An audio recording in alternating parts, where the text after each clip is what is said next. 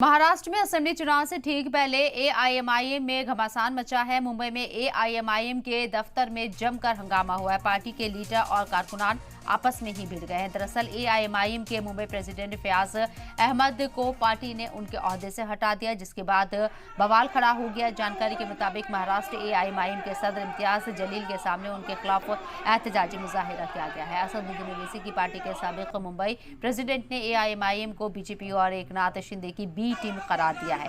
इम्तियाज जलील के सामने फयाज अहमद के समर्थकों ने हंगामा काटा। एआईएमआईएम महाराष्ट्र चीफ इम्तियाज जलील के प्रेस कॉन्फ्रेंस में हाथापाई भी हुई और गाली गलौज तक नौबत आ गई। तनाजा तब शुरू हुआ जब मुंबई एआईएमआईएम सदर की शक्ल में फयाज अहमद खान की जगह रईस लश्करिया को मुकर्रर किया गया और फयाज अहमद खान के हामियों ने अपनी मुखालिफत दर्ज कराई। ये चाह रहे हैं कि पहले वो लोग एक साथ मिलकर आ जाए। हमने तो तैयार है। हमें भी ये लगता है कि अब लोगों का यकीन जो एस्टैब्लिश पॉलिटिकल पार्टीज है उनके ऊपर से खत्म होता जा रहा है।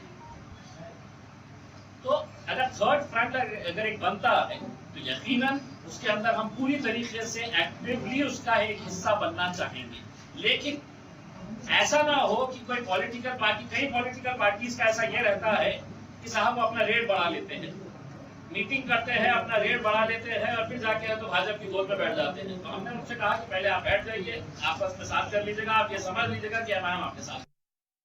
महाराष्ट्र में राजनीति की शुरुआत हो चुकी है। आज एमआईएम दफ्तर में कहीं ना कहीं हंगामा होता हुआ नजर आया। यहाँ पर मुंबई अध्यक्ष को जो है वो बदल दिया गया, जिसके बाद पार्टी दफ्तर के अंदर काफ़ी ज़्यादा हंगामा नजर आया। और यहाँ पर जो पूर्व अध्यक्ष जो थे एमआईएम के फयाज अहमद, उन्होंने अपनी पार्टी पे खुद आरोप लगाया कि वो बीजेपी की कहीं ना कहीं जो है वो बी टीम है। हालांकि काफ़ी हंगामे के बीच जो इम्तियाज जलील थे उनका साफ तौर पे ये कहना था कि पार्टी के अंदर लोग आते हैं और जाते हैं और कहीं ना कहीं उन्हें विधानसभा का चुनाव लड़ना था, इसी के लिए जो है अध्यक्ष पद से जो है वो हटाया जा रहा था। लेकिन अगर एमआईएम की बात कर ले तो एमआईएम के आने वाले विधानसभा के अंदर तकरीबन इंडिया गठबंधन से जो है वो लगातार बातचीत भी जो है वो शुरू है।